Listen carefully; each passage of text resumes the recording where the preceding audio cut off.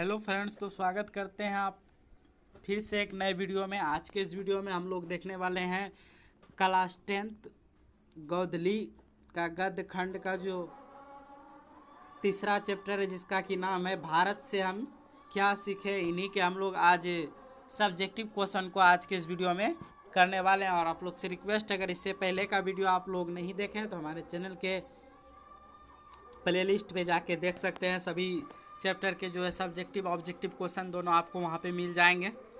तो चलिए प्रश्न को स्टार्ट करते हैं। पहला जो यहाँ पर क्वेश्चन बनता है इस चैप्टर से, भारत से हम क्या सीखें, वह यह है कि भारत को पहचान सकने वाली दृष्टि की आवश्यकता किन के लिए वांछनीय है और क्यों। कौन जो है भारत के को पहचानने की दृष्टि नहीं है और क्यों। तो भारत को पहचान सकने वाली दृष्टि की, ऐसे लिखना आपको, भारत को पहचान सकने वाली दृष्टि की आवश्यकता यूरोपियन लोगों के लिए वांछनीय है, क्योंकि भारत ऐसी अनेक समस्याओं से भरपूर है जिनका समाधान होने पर यूरोपियन लोगों की अनेक समस्याओं का निदान संभव है। इस तरह से आपको लिखना है। अगला जो क्वेश्चन यहाँ पर बनता है वह यह है, लेखक ने किन विशेष क्षेत्रों में अभिरुचि रखने वालों के लिए भारत का प्रत्यक्ष ज्ञान आवश्यक बताया है।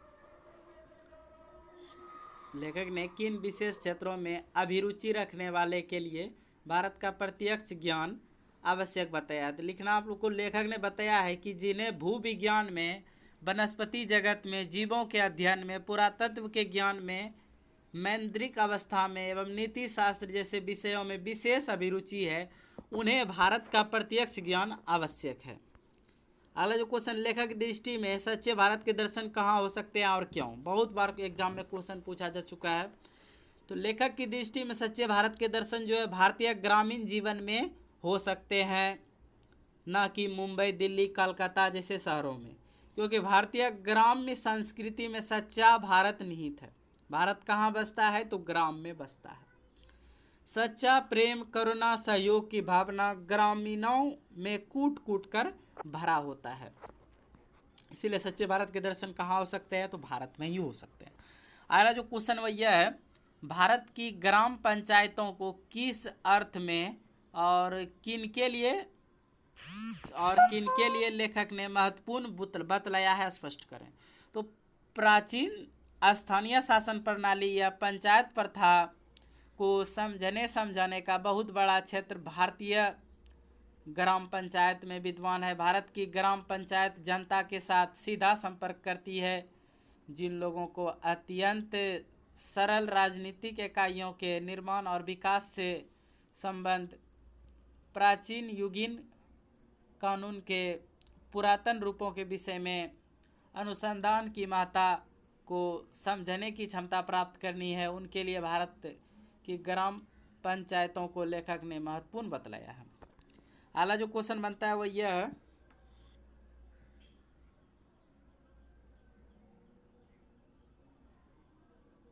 लेखक ने वारेन हेस्टिंग्स से संबंधित किस दुर्भाग्यपूर्ण दुर्घटना का हवाला दिया है और क्यों।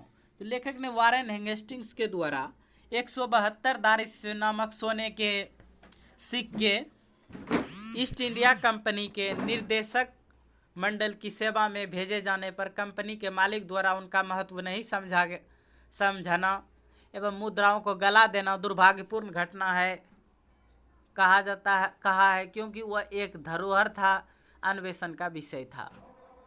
क्या लेखक वारेन हेस्टिंग्स से संबंधित किस दुर्भाग्यपूर्ण दुर्घटना का हवाला दिया है और क्यों। तो आप लोग को लिखना है, लेखक ने वारेन हेस्टिंग्स के द्वारा 172 दारिस नामक सोने के सिक्के ईस्ट इंडिया कंपनी के निर्देशक मंडल की सेवा में भेजे जाने पर कंपनी के मालिक द्वारा उसका महत्व नहीं समझना एवं मुद्राओं को गला देना दुर्भाग्यपूर्ण दुर्घटना है कहा है, क्योंकि वह एक धरोहर था, अन्वेषण का विषय था।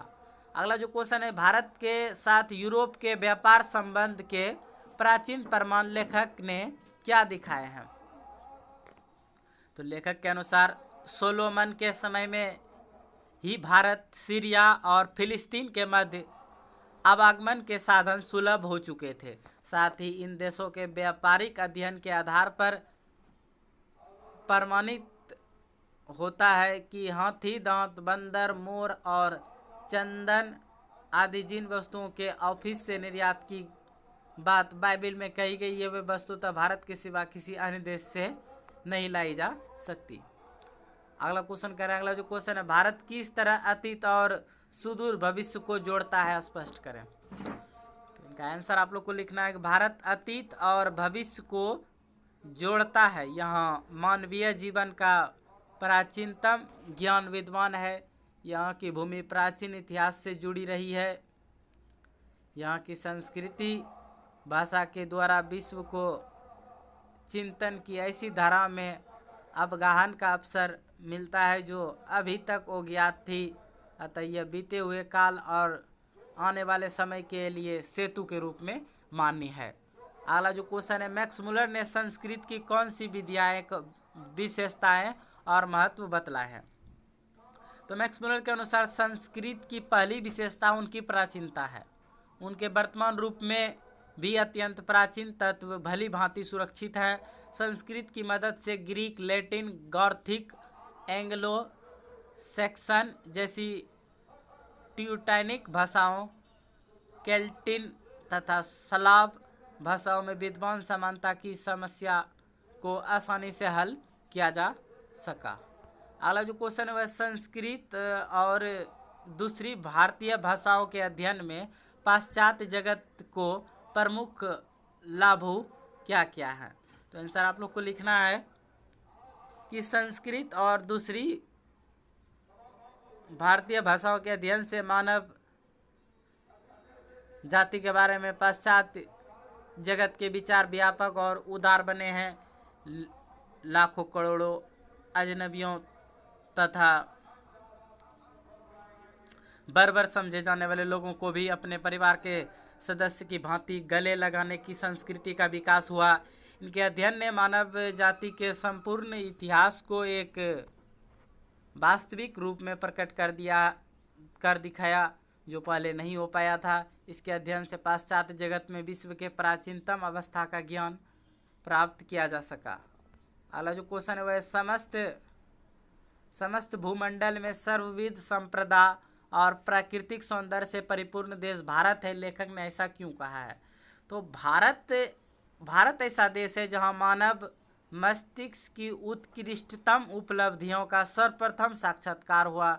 यहाँ जीवन की बड़ी से बड़ी समस्याओं के ऐसे समाधान ढूंढ निकाले गए जो विश्व के दार्शनिकों के लिए चिंतन का विषय है। यहाँ जीवन को सुखद बनाने के लिए उपयुक्त ज्ञान एवं वातावरण का सानिध्य मिलता है जो भूमंडल में अन्यंत्र नहीं है। अगला जो क्वेश्चन, लेखक ने नया सिकंदर किसे कहा है, ऐसा कहना क्या उचित है, लेखक का अभिप्राय स्पष्ट कीजिए।